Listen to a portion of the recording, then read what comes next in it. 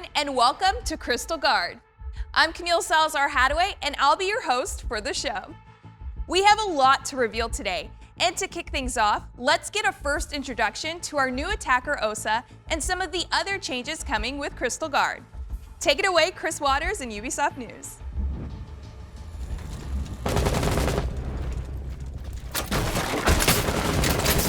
Rainbow Six Siege is introducing some new hardware with the reveal of Crystal Guard, and it's giving the attackers a chance to do some constructive redecorating. A new operator named Osa has designed transparent, bulletproof shields that she can deploy in windows, doors, or the middle of the floor.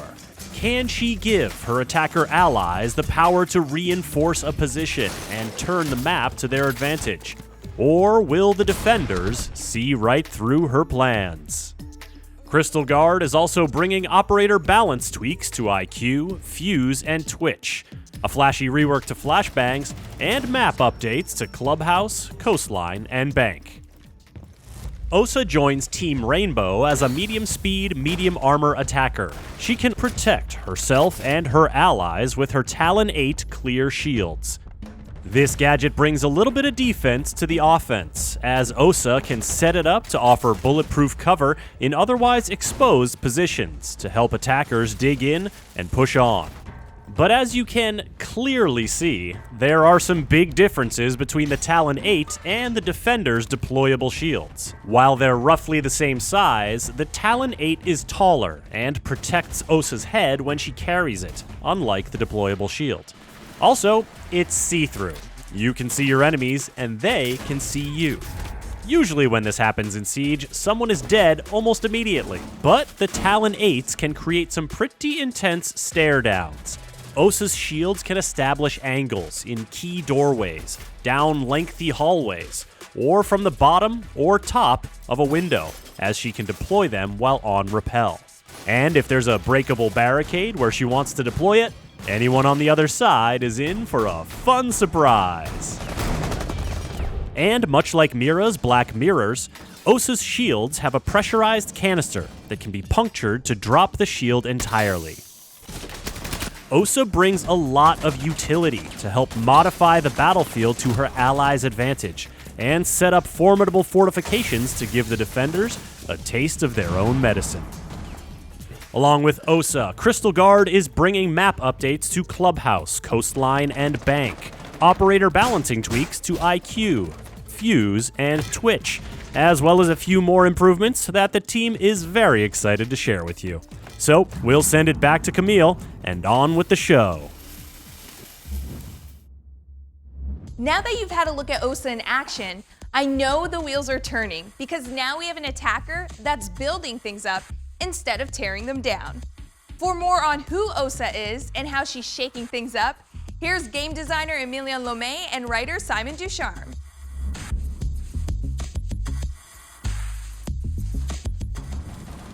So Osa's gadget is the Talent Shield. The Talent Shield is our attempt to provide for the attacking team something that is more common with the Defender playstyle, which is a deployable gadget, something that you use to fortify a position.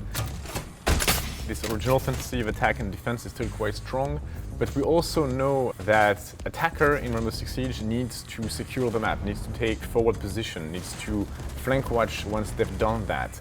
And the idea of bringing a gadget that inherently feels like a defender gadget, but on the attacker side, allows us to reinforce that playstyle. So what we want to see is, as an attacker, I've secured a position, I deploy the shield, this is mine, this is my fortified position, this is like this outpost in defender's territory from which I can now cover my teammate, I can now execute on site, I can throw smoke for this position, I can hold position in angles that before were not available to my team at all. You can equip the shield in your hands and move with the shield. It's very similar to a shield operator, a lot less strong, so you are at least as vulnerable as a blitz shield, for example. But contrary to a blitz shield, you cannot charge, you cannot flash the enemy, you cannot melee them with your own shield, so she's not designed to be used that way at all. You can be safe for a little while by the time to place your shield, but not much more. We wanted the full transparency, so you can see both sides through the shield. We believe this is a very interesting gameplay element. those few seconds of tension when you both look at each other in your eyes and you're ready to shoot are invaluable. Because it's bulletproof glass shield, and now in Siege, bulletproof glass can be shattered, attackers can use that as well. The security window on Clubhouse, for example, is looking towards bedroom and master bedroom and gym, and you don't really want the defender to use it, so you can place your own shield there, shatter your own shield with your own melee to shut the line of sight. So that shattering effect, even though is mostly intended as a counter available to defense, is a tool that the attacker can use in a clever way, and I'm sure there are many more options that we'll see happen in the future. So you have to be very careful because defenders will be able to get rid of your shield. They can use impact grenade and C4. Those are explosive. They're gonna wipe the shield right away. If you're behind it and the C4 explodes, you're in a very tough spot. Tashanka, like smoke for example, if they see someone, and they will because the shield is transparent, they can literally smoke you out. And that's very risky for you. So OSA is not a guaranteed safe spot. Okay, so for loadout, we've used weapons that you are very familiar with. The first one is the 5.56 from Thermite. It sees AR, very powerful weapon, but so far only Thermite get to use it, and it has a very specific role. So we want to see how this weapon behaves on a very different operator. Second one is the PDW9. So that's the SMG from Jackal. This is to give you a more aggressive option, I would argue, and I think people that's going to choose one or the other are going to play OSA very differently, and that's definitely the point. And finally, for the secondary weapon, she has the PMM. That's because I like the PMM and I wanted her to have the PMM. 10 seconds.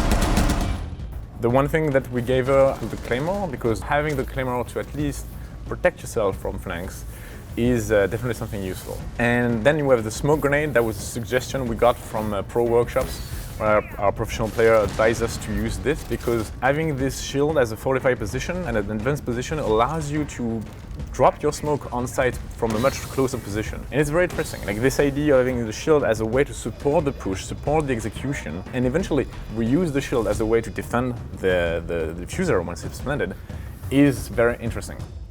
As far as role goes, you can make her in the same category as a Nomad or Gridlock. She's very different, very different. But if we really want to put a word on it, she would be similar to those because she is here for map control. That being said, since her gadget is deployable, you can even have them used by your teammates while you go on a flank. So many strategies are going to come with this one. But I love the fact that we never know. The creativity you can have with it is unfathomable. I can't wait to see what the community is going to come up with.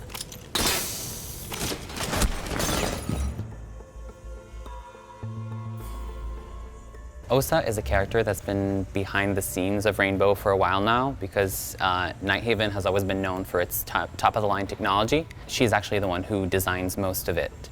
So she's Nighthaven's tech genius. She founded their R&D department called Quantum Concepts and Robotics, or QCR for short. Callie's Level, Wamai's Magnet, Aruni's Prosthetics. She made those things. Osa's from Croatia. Her name is actually Anja Katarina Jankovic. Her family, the Jankovic, are owners of an international toy store brand. Her aunt is the one that basically raised her and put her through school, showed her how to make toys, and eventually, led her to her passion for making things and engineering. And then another interesting thing is Osa's code name, which is Croatian for wasp. It doesn't really have anything to do with her career or her path or anything that she does. It's a symbolic thing. She chose the name herself because she feels like other people see her as like standoffish and hostile almost, but really she just wants people to know that she's just very protective of her personal life and that if you give her space, she'll give you space as well and she'll respect you. For map reworks, the level design team usually takes a hammer to make big changes to one map. For this season, they're trying something new and breaking out their scalpels for some precise updates to 3 maps.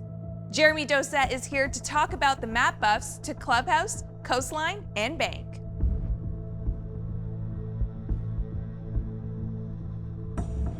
All we were going to do is move a bomb into stage next to bar and do a few tweaks to bar. So we added a doorway in between bar and made the flow an awful lot nicer and better, so it's easier to defend. And then whilst we were looking at it, we cleared out a path through kennels from main gate, turn right. We went through and actually put a path through there as well. So now you can actually navigate like a full 360 around the map rather than having to rappel up over buildings. We went through and cleaned up a lot of issues that are with that map. With the tech being updated, it means sound's better, lighting's better, you know, propagation and gadget deployment's better. But for Clubhouse, that was it. It was just moving the bomb. So we hope it's going to get picked a little bit more. So Coastline, the changes were much bigger. We added a breakable wall on the outside of VIP, which means there's access from the deck in now. And then we added rappels up from the DJ deck to the roof, just underneath purple tarps. Then Courtyard, we made changes where originally the windows couldn't be barricaded. They're actually now barricadable, which makes a huge difference because you can block off lines of sight towards a bomb site. That's on all the floors. The other thing that changed a little bit is down in kitchen with service entrance. So we've added a little, next to the bathroom where you have the desk, where you have the soft walls, we've added a doorway window actually further into the room, which means you've actually got to go through and go through service to actually take advantage of the site. The bombs moved slightly, but not too much. Walls are redone, destruction's redone, everything's brought up to the standard that we actually want it to be at now. So it's a great quality of life change. Bank's been a long time coming. We rebuilt it from the ground up. All the walls are exactly in the same place, you know, maybe 5 centimeters different. The sight lines from the skylights, you know, maybe gave you a little bit too much of a view. The arched windows from exterior of garage, you know, we blocked those off, so shooting to banana is harder. Adding cover to banana, so it's cover, non-cover, cover, non-cover. Also, there used to be a big pile of filing cabinets right at the main entrance. We took those out and put a doorway there. So now you've actually, rather than just going through the double doorway from entrance, you've actually got an option where you can go through. So if you are pinched and you are having a gunfight, you can actually have 2 people and actually take the person down. And then making the railings at the top of square destructible. And you know, we can pause for the applause. We removed the bars from Vault because when you have a gunfight in Vault, most of the bullets are going to hit the bars and you never hit your target, which is a source of massive frustration when you're playing those sites. You know, same thing for Gold Vault, Money Vault. We took the bars out of there. The bars have gone from the entire map. There's other things. We moved the hatch in lobby so it drops into Vault. People wouldn't spawn up front because chances are you're going to get run out on, so we fixed those. You can still do them, but with the faster detection and the things we've done to move the vehicles around, you can still do them, but you're going to be detected and they're going to know you're there, like the attackers will know you're there. So if you spawn at the front of Jewelry where the manhole that goes down into tunnel, we add an alleyway all the way through so you can go to the back access to terrace and everything else. We've played with the elevators, moved them around a little bit. They're still in the elevator shafts, obviously, but we've moved them around, changed the hatches and the way you can actually go into the elevators. So they're a little bit more usable. It's time that Bank needed some love, and Bank's got some love. At our Future of Siege panel back in February, we teased that changes were coming to Elite skins. Some of these new customization options are launching with Crystal Guard. And there are many more on the way in the future. Matt Daigle from the customization team has more.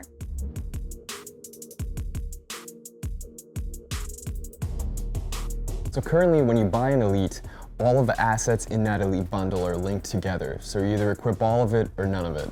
So we've worked to solve that as we showcased at the SI this year.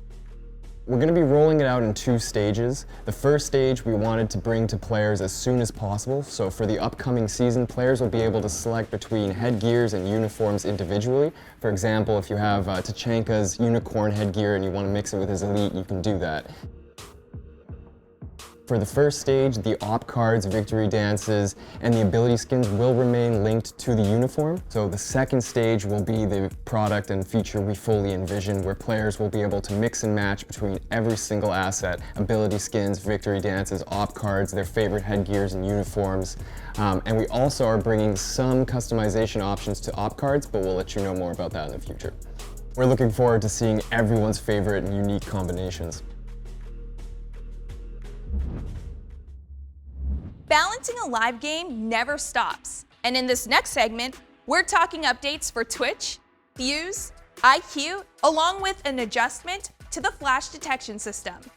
Daniel Perez from Ubisoft Barcelona is the person to go over these changes. Take it away, Daniel.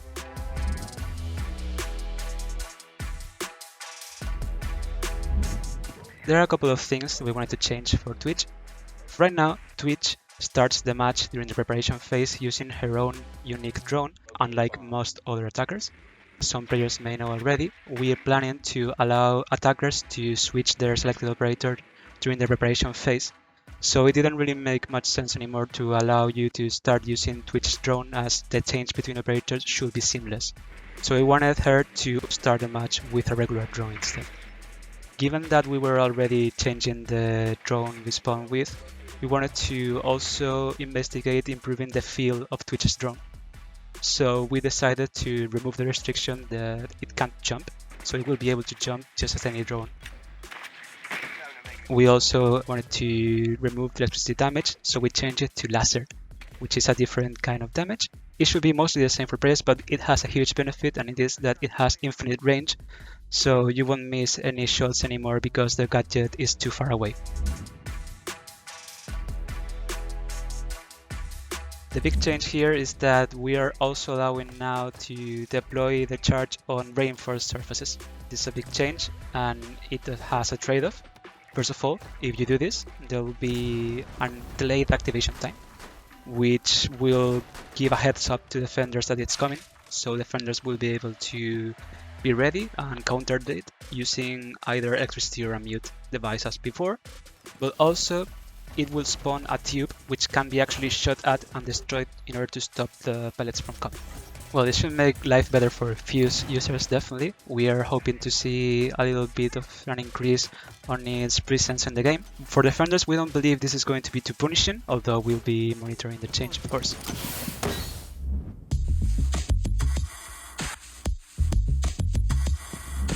Basically, what we're doing here is allowing IQ users to use the smart ping system for any gadget that you detect using her electric field detector. This is actually a pretty cool change because we have brought over some new tech to the game in order to allow us to use 2D UI elements in 3D meshes. And here I wanted to give a huge thanks to our lead UI programmer in Ubisoft Barcelona, Jose Manuel Fernandez, who made it possible. So we hope that allowing IQ to ping enemy gadgets using the smart ping system should improve team communication even when there's no voice chat, as every teammate will be able to see what she's seeing. But also, like in the monitor itself, IQ will be able to see the icons themselves before pinging them, which should also allow her to identify elements easier.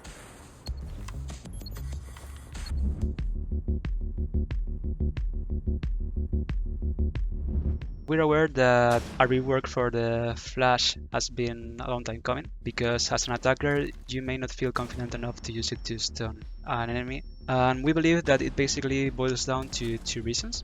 First of all, even if you actually hit someone with a stun grenade and they're in range, they may still get affected with such a low intensity that it may not even look like they've been flashed at all. And they are still able to see with perfect clarity, or at least good enough. And also, for defenders, it was probably a little bit too easy to counter because you just needed to literally turn around, not see the flash blast, and then you're good to go. So we wanted to change these things. When you get flash, you now will always get flash at full intensity, so you always will see your full screen completely white. However, what we're changing now is the duration of the flash. So if you're far away or partially blocked, you will get a much shorter flash. We have changed the detection algorithm itself to account for multiple parameters. So even if you're looking in the opposite direction, you will still get a little bit of flash, because we're trying to simulate rays of light bouncing off walls in the immediate environment to make it more reliable when you try to use it. One of the major issues our community has dealt with over the past few years is the visibility of operators in certain situations. To discuss how we're addressing this issue in Crystal Guard and other quality of life changes coming with the season, we have UX designer Sébastien Francois.